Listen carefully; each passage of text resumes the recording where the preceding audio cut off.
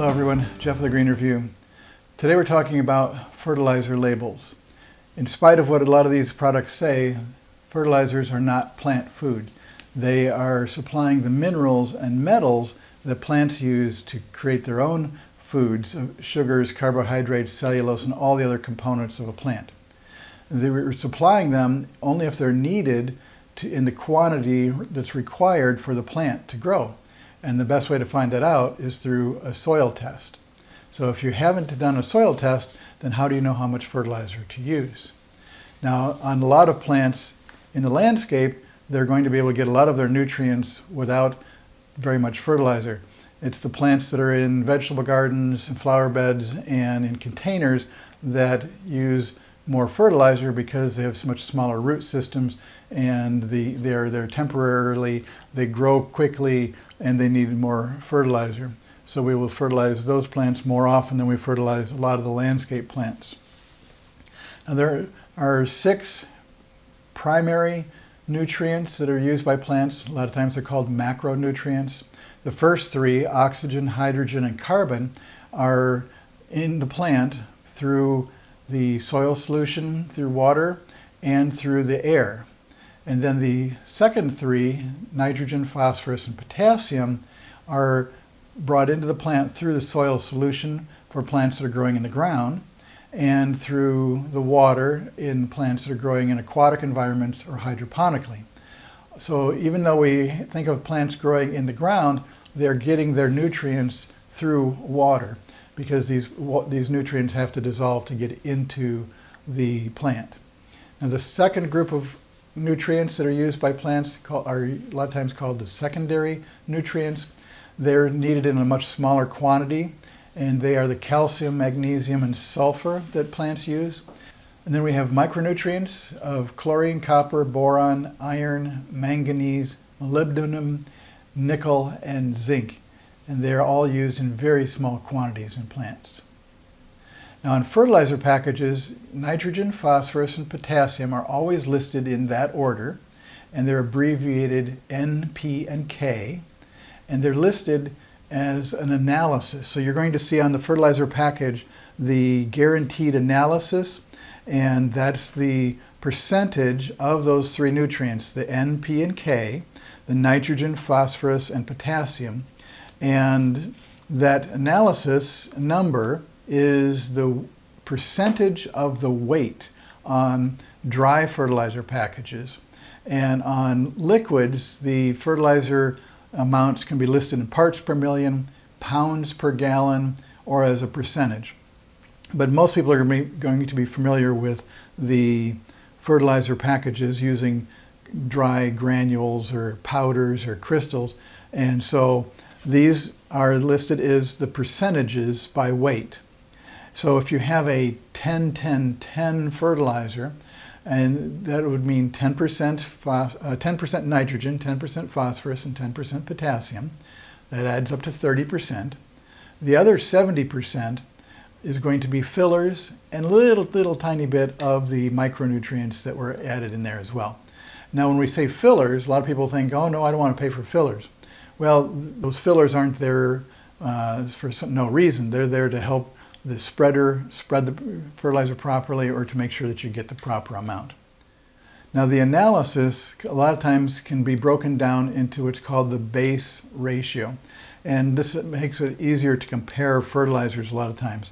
So like in this case of the 8-24-16, the base ratio would be 1:3:2. And so a lot of times you can compare what seems like a very confusing bunch of numbers on the fertilizer packages by reducing them down to that base ratio and comparing it that way. And so in the summertime, on a lot of landscape plants and lawns, we're looking for a base ratio of between 3:1:2 to 6:1:2. The 1 can actually be a 0, so it could be 3:0:2 or 3:0:1. We're looking for more nitrogen for the landscape plants and the lawns.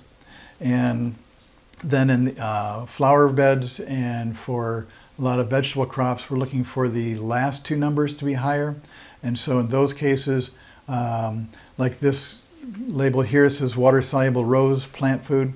It's an 8-24-16, so that 1:3:2 ratio is better for the plants we're trying to grow for flowers or fruit, and then even root crops.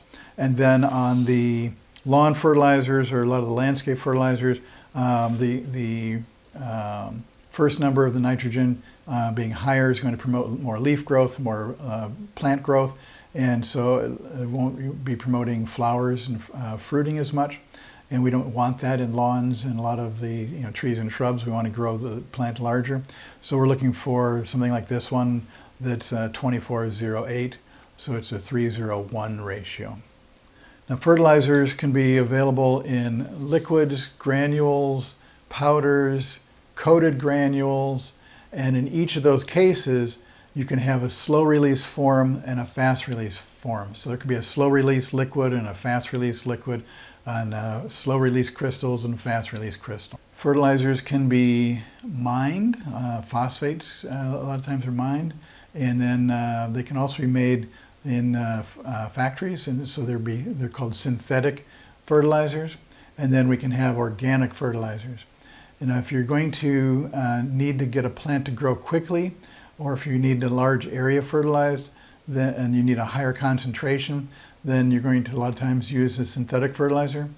But the organic fertilizers, which are much lower analysis, like this Job's Proven Winners here is a 4-2-3, so it's a much lower general analysis for the 3 primary nutrients, but it also includes a lot of other micronutrients, and it includes live bacteria and fungi that are part of the ecosystem to create the soil ecosystem that we're looking for to have the plant roots grow better. So a lot of the synthetic fertilizers are chemically salts, and so by applying those repeatedly, the soil becomes too salty for the microorganisms to grow, which means that they don't break down the organic matter and they don't create a good enough ecosystem for the plant roots to grow in. And so over a period of time, using the synthetic fertilizers may damage the soil. So we're looking to, in that case, stop using the synthetic fertilizer, letting the rain or using irrigation water, or if it's a flower pot, just rinsing it a lot of times so that the salts can be dissolved out of that soil, and then start using organic fertilizers after that to try to make the soil better in the future. Now, on the nitrogen, we have a ammoniacal nitrogen, we have urea nitrogen, we have nitrate nitrogen.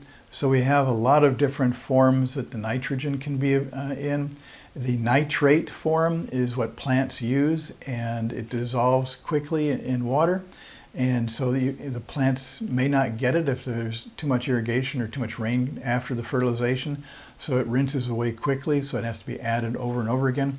But since the plants use it quickly, it does help to get the plants to grow. So if this is like a lawn fertilizer, then it'll help green up the lawn quickly, whereas the urea nitrogens and the slower release nitrogens will green up the lawn over a longer period of time. So we use them a lot of times in combination, like in this lawn fertilizer where we have some ammonium nitrate here, and then we have urea nitrogen. So we're getting a quick green up, and then so the plants are starting to grow faster, and then we're using the urea nitrogen over a longer period of time of several months to continue that process of that lawn growing. Any listings of nitrogen on the package that are not nitrate, such as urea or ammoniacal nitrogen or ammonium sulfate, all have to be broken down by bacteria into nitrate before the plant can use it. The plant doesn't really care whether the fertilizer is coming from a synthetic source or an organic source, because it can only use the nitrate, especially after it's been broken down, the phosphorus and the potassium after they've been broken down into the components that the plant can use and absorb through that soil solution. So in the short term, the plant doesn't care where the fertilizer came from. But in the long term, the root system will be healthier and therefore the plant will be stronger if the soil is in good shape. The soil will be in better shape if the fertilizer is coming from organic sources rather than from synthetic sources. So you have to weigh, if you have a short-term crop such as in a flower pot, the crystals and the other types of fertilizers may be fine for a short-term crop like that, but in the long term, the soil in your garden is going to be better off if you recycle your organic materials into that soil. Phosphorus stays bound to soil particles and doesn't move very quickly, so it's in a lot of soils already and doesn't need to be added, and that's why a lot of fertilizers, especially lawn fertilizers, don't include it, so the middle number will be very low or non-existent. Now, a lot of times you'll find phosphorus being blamed on algae blooms in water bodies, and a lot of times that's been in the past caused by release through other uses of phosphorus, not through fertilizers. It could be in dishwasher or laundry soaps.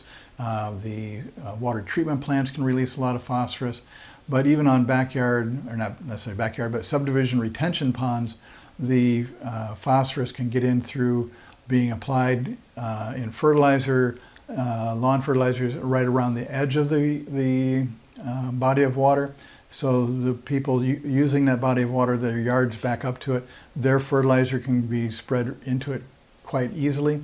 And then people even on like across the street who allow their fertilizer to get onto the sidewalk can be washed into the curb, which can go into the storm sewers, into the retention ponds. So a lot of municipalities are reducing the amount of phosphorus that's allowed in their jurisdictions because they're trying to keep that from being pollution in the water. Even though the phosphorus doesn't move once it's in the soil, it doesn't move very quickly out of the soil. And in some cases, it's the erosion of the banks of the body of water that are getting the phosphorus into the water because the phosphorus is in that soil that's now eroding into the body of water.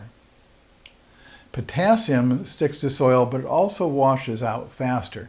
So in some cases, it gets applied at least once during the year so that there can be enough potassium so it doesn't cause the plant to slow down its growth.